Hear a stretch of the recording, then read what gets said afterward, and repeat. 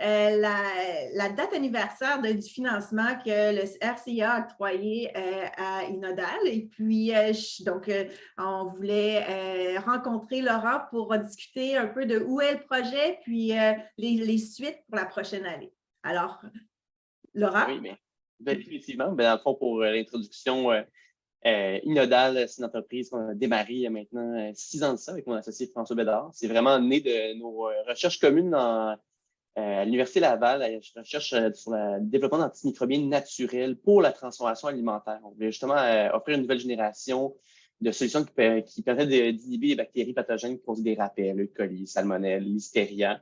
Dans toute cette croissance et ce progrès qu'on a effectué à travers les années, on a développé une première technologie qui s'appelle Inéo, qui est un anti-listeria qu'on peut appliquer sur tous les aliments. Puis la grosse nouveauté, puis autant il y a la nouveauté technologique qui sont l'usage de protéines antimicrobiennes qui sont produites par des souches probiotiques qu'on applique sur l'aliment, mais aussi l'innovation réglementaire. C'est la première fois que nos protéines, sont approuvées comme agents technologiques auprès de la Santé Canada et l'ACIA, ce qui permet de ne pas l'ajouter dans la liste d'ingrédients pour les transformateurs alimentaires. Puis ça, c'était un game changer pour l'industrie agroalimentaire et pour nous.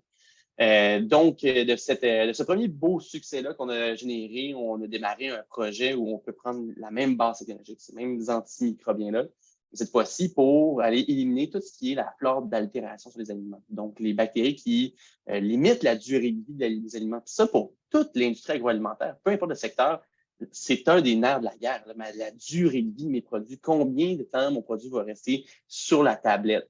Puis, ça touche tous les transformateurs, tant au niveau du gaspillage alimentaire, de l'efficacité de la chaîne d'approvisionnement. Puis on l'a vu avec la pandémie, la chaîne d'approvisionnement est très à sa limite. Donc, on a des erreurs où finalement notre production reste un peu plus longtemps en container avant de se ramasser en épicerie. Bien, c'est de la durée de vie, c'est de la valeur que je perds. Puis pour plein de types d'aliments, bien, il y a très peu de technologies, on va dire, naturelles et cleanable qui permettent d'augmenter la durée de vie. On a vraiment travaillé, démarré le projet justement dans cette lignée-là. Et bien évidemment, dans la belle histoire de tout ça, on a eu un premier financement avec le Réseau canadien d'innovation alimentaire, près d'1 million de dollars en financement pour notre projet sur 2 ans. Donc, ça nous a vraiment ça a démarré le projet carrément avec nos partenaires industriels, Gaspéshore, Nutrinor, DMC, de faire un beau consortium d'entreprises qui veulent voir finalement cette technologie-là arriver sur le marché. Dans la dernière année, ce qu'on a fait d'abord, c'est créer une banque de près de plus de 100 protéines antimicrobiennes qui ont des effets, des spectres d'action très larges sur les flores d'altération. On a isolé la flore d'altération, dans le fond, qui inhibait la durée de vie de nos partenaires pour vraiment faire ce beau criblage initialement. Et on a même débuté déjà en partant des tests de durée de vie où est-ce qu'on démontrait déjà des gains au niveau de la durée de vie. Donc, déjà, on a fait, on va dire, la partie, en guillemets, plus fondamentale dans la première année. Et deuxième année, maintenant, on embarque vraiment dans les tests de durée de vie et les tests usines en terrain. Donc, ça promet beaucoup et ça avance très vite, définitivement. Est-ce que tu peux me dire, Laurent, si Inodal aurait été de l'avant avec la réalisation du projet sans l'aide du RCIA? C'est sûr que c'était une volonté qu'on avait de développer cette technologie-là. À cette vitesse-ci, clairement pas. Ça a été, je vais le dire sans gêne, puis c'est pas parce que tu es là, Julie, que je le dis, c'est vrai. Ça nous a permis vraiment d'accélérer le projet, de le mettre de l'avant, de mettre toutes les ressources nécessaires pour arriver au succès de ce projet-là. Donc là, en ce moment, on met vraiment toutes les ressources possibles et impossibles pour arriver à une réussite de ce projet-là. Ça permet aussi d'aller chercher du financement complémentaire. Donc, merci au RCIA, parce que c'était aussi les premiers à embarquer dans l'aventure, qui n'avaient pas peur de l'innovation, de dire oui, c'est un projet qui est porteur, oui, on veut voir ça, avec peu de résultats. C'était vraiment un projet parce qu'on le démarrait, on avait des très belles preuves de concept, mais là, il fallait arriver à un niveau de maturité plus élevé, puis c'était les premiers embarqués. Puis évidemment, c'est toujours le premier qui fait débarquer les autres aussi, donc on a pu acheter du financement complémentaire par après pour en faire un beau projet porteur pour les 2 prochaines années. Donc oui, ça a été vraiment, on va dire, sous sa forme accélérée et pleinement de ressources, on n'aurait pas pu le faire autrement. Au nom de mon équipe, là, je veux vous dire qu'on est hyper fiers de pouvoir vous appuyer, vous supporter dans le projet. Pour ceux qui écoutent notre entrevue de cet après-midi, est-ce que tu pourrais compléter un peu, d'informer qui partie Inodal, qu'est-ce que vous faites davantage, outre le projet auquel on est impliqué financièrement? Ben oui, définitivement. Inodal, c'est une belle gang de jeunes scientifiques. Ça, c'est le truc que je suis le plus fier. On est rendu une équipe de près d'une vingtaine de microbiologistes, d'experts en sciences et technologies des aliments, biochimistes, ingénieurs en biotechnologie. Donc, tous des passionnés de la science et de ses applications, oui, en alimentaire, mais aussi dans d'autres secteurs. On a parti ça on va dire moi et François, les deux entrepreneurs de zéro à partir de nos recherches universitaires. Puis c'est une de nos grandes fiertés d'avoir pu prendre quelque chose du laboratoire universitaire puis l'amener concrètement sur le terrain. C'est pas un peu d'ouvrage. Je pense qu'il y a tout le monde qui passe là-dedans se rend compte qu'on a un beau succès laboratoire. On est loin encore du succès commercial, donc d'avoir pu tout mettre ça en place.